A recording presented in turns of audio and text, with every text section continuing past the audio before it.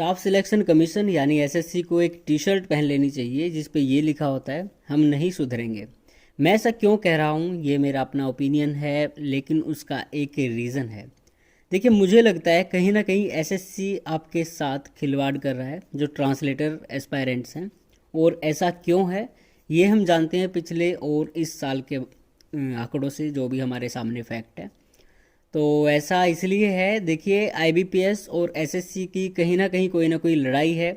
या तो एसएससी को दिक्कत है आईबीपीएस से, या इनको दिक्कत है भाई ट्रांसलेटर के जो एस्पायरेंट है उनसे। देखो, कोई भी कैंडिडेट है वो हमेशा चाहेगा, हमेशा ऐसा सोचेगा कि मेरे पास ज़्यादा से ज़्यादा ऑप्शन हों।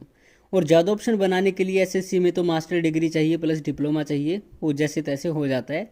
लेकिन आईबीपीएस के राजभाषा अधिकारी एग्ज़ाम के बारे में आप बात करते हैं, तो वहाँ पे आपको एमए हिंदी, एमए संस्कृत आपके पास होनी चाहिए, बाकी डिग्री वहाँ पे एलिजिबल नहीं होते। तो इसीलिए बहुत सारे कैंडिडेट क्या करते हैं, एमए हिंदी और या फिर एमए संस्कृत से कर लेते हैं। मैंने भी ऐसा ही किया हुआ था, मैंने आईबीपीएस को ऑप्शन बनाया था। तो उन कैंडिडेट्स को यहाँ पे बहुत बड़ी समस्या तब आती है जब एसएससी और आईबीपीएस दोनों के एग्ज़ाम एक तारीख में होने के या फिर 2-4 दिन के गैप में होने के चांसेस होते हैं। 2023 की बात करें तो देखो, आईबीपीएस जब कभी भी अपना एनुअल एग्जामिनेशन कैलेंडर निकालता है तो ये 15-16 जनवरी के आसपास निकालते हैं। तो 16 जनवरी 2023 का कैलेंडर है, इन्होंने उसी दिन कह दिया था कि भाई हम जो आईबीपीएस एसओ का एग्ज़ाम है, मतलब राजभाषा अधिकारी का जो एग्ज़ाम है, उसका जो प्री एग्ज़ाम होगा वो 30 या 31 दिसंबर में होगा। ठीक है, इन्होंने 2 डेट दे दी। लेकिन यहाँ पे एसएससी का क्या कहना है, एसएससी ने कहा था कि भाई हम जो ये आपका एसएससी जीएसटी होता है, हम अक्टूबर या नवंबर में पेपर 1 कराएंगे। पेपर 2 के बारे में इन्होंने बताया नहीं था। चलो ठीक है, इन्होंने अक्टूबर में पेपर 1 करा दिया। इसके बाद आगे इन्होंने क्या किया, एसएससी को सारा पता है कि भाई इसमें ऐसे कैंडिडेट भी होते हैं, लेकिन इन्होंने कुछ नहीं सोचा। और 20 सितंबर 2023 को इन्होंने एक नोटिस डाला अपनी वेबसाइट पे और बोल दिया कि भाई हम 31 दिसंबर 2023 को पेपर 2 कराने वाले हैं।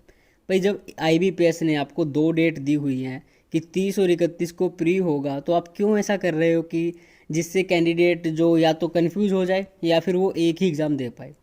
तो यहाँ पे साफ साफ दिख रहा है कि एसएससी को यहाँ पे किसी न किसी से, या तो कैंडिडेट से या फिर आईबीपीएस से कोई दिक्कत थी। चलो कोई बात नहीं, वो 2023 की बात है। आईबीपीएस ने फिर क्या किया, जो राजभाषा अधिकारी था उनका एग्ज़ाम 31 दिसंबर को 30 को करा लिया, एक दिन पहले। कोई बात नहीं भैया, एसएससी वालों, आप बड़े हो, हम छोटे हैं। ठीक है, इसके बाद बारी आती है 2024 की। 2024 में भी भाई आईबीपीएस का तो पता ही है आपको। तो इन्होंने अपना एनुअल एग्जामिनेशन कैलेंडर निकाला 16 तारीख को नहीं, ये था आपका, देखना पड़ेगा, 15 जनवरी को। तो 15 जनवरी 2024 को इन्होंने कैलेंडर निकाला और उस कैलेंडर में कहा कि भाई हम 9 नवंबर 2024 को तो प्री एग्ज़ाम कराएंगे एसओ का, इस बार जल्दी कराएंगे। और मेन एग्ज़ाम जो होगा वो 14 दिसंबर को कराएंगे। ठीक है, यहाँ पे सब क्लियर है कि अपना एसओ राजभाषा अधिकारी वाला मेन एग्ज़ाम जो है वो 14 दिसंबर को होने वाला है। और आईबीपीएस को सब जानते हैं कि भाई कमिटमेंट का पक्का है, जो इन्होंने बोल दिया वो होगा ही होगा। कोरोना वायरस वगैरह कोई पेंडेमिक, ऐसा कोई तूफान आता है तो कुछ कह नहीं सकते, लेकिन आईबीपीएस अपना जो कहता है वो करता है। एसएससी की तरह नहीं है कि आज कुछ कह रहे हैं कल कुछ कह रहे हैं। अब एसएससी क्या कहता है कि भाई हम अक्टूबर या नवंबर में पेपर 1 कराएंगे। ठीक है, अपने एनुअल एग्जामिनेशन कैलेंडर में इन्होंने बोल दिया, लेकिन ये जवान के पक्के नहीं है। अब ये क्या कर रहे हैं, ना तो अक्टूबर में पेपर 1 करवा रहे, ना नवंबर में करवा रहे, जबकि इन्होंने कहा है, इन्होंने ये बात कही है। तो ये करवा रहे हैं आपका पेपर 1, सीधा ये चला जाएगा आपका जी दिसंबर में। और दिसंबर में इन्होंने एक नोटिस निकाला है अभी, ये नोटिस आपको दिखा देते हैं। ये नोटिस आया था 6 सितंबर 2024 को। यहाँ पे कहते हैं कि भाई हम 9 दिसंबर 2024 को करवाएंगे। तो यहाँ पे हमें सीधा सीधा लग रहा है कि भाई जब आपने अक्टूबर नवंबर का बोला है, फिर भी आप दिसंबर का करवा रहे हो, तो ये कहीं ना कहीं वहीं पे चीज़ जा रही है कि हमें आईबीपीएस के साथ में डिस्टर्बेंस करना है बच्चों के लिए। तो या तो बच्चे एक की पढ़ाई करेंगे, 2 की करेंगे, तो हो सकता है वो किसी भी काम का ना रहे। तो कम से कम आपको 15-20 दिन का तो गैप रख देना चाहिए। हालांकि मैं ये नहीं कहता कि एसएससी जानबूझ के कर रहा है, हो सकता है इत्तेफाक हो, लेकिन इतना बड़ा इत्तेफाक जब आपने 2 महीनों में एक डेट आपसे डिसाइड नहीं हो रही, सीधे तीसरे महीने में लेके जा रहे हो, और लास्ट टाइम भी आप ऐसे कर चुके हो। पहले को कहते हैं ना, पहली बार होती है तो गलती होती है, दूसरी बार होती है तो भाई मुझे लगता है वो जानबूझ के की हुई गलती होती है। तो यहाँ पे एसएससी की ये जो बचकाना हरकत है, या फिर इसको मैं क्या कहूँ, ये मुझे ठीक नहीं लग रहा। तो इससे कहीं ना कहीं कैंडिडेट्स के कैरियर के साथ बिल्कुल खिलवाड़ है।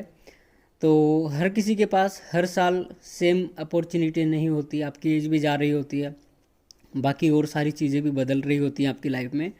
तो ये चीज़ें बहुत बड़ा रोल प्ले करती हैं, इन बड़े बड़े कमीशंस की बच्चों वाली छोटी छोटी हरकतें। तो ये बहुत गलत है, एसएससी को कंसिडर करनी चाहिए इस तरह की बातें। और अपना कम से कम जो कमिटमेंट दिया, अगर आप दिसंबर की देते तो मान लेते हम, चलो ठीक है भाई आपने पहले ही कहा था, लेकिन जो आपने कहा है उस पर तो रहो, और कम से कम कैंडिडेट्स का तो सोचो। पिछली बार आपने 31 दिसंबर को करवा लिया, इस बार आप नवंबर में करवा लेते या फिर 20 दिसंबर के पास ले जाते इसको, कम से कम कैंडिडेट्स का इतना नुकसान नहीं होता। तो ये एसएससी ने, मुझे लगता है कि कुछ यहाँ पे इन्होंने गलत किया है, और लास्ट टाइम भी इन्होंने ऐसा ही करने की कोशिश की थी। तो यहाँ पे नुकसान उनका ही हो रहा है जो आईबीपीएस और एसएससी दोनों की तैयारी करते हैं। बाकी इस बारे में आपका क्या विचार है वो अपनी राय दे सकते हैं। मेरा जो ओपिनियन था मैंने आपसे शेयर किया है वो।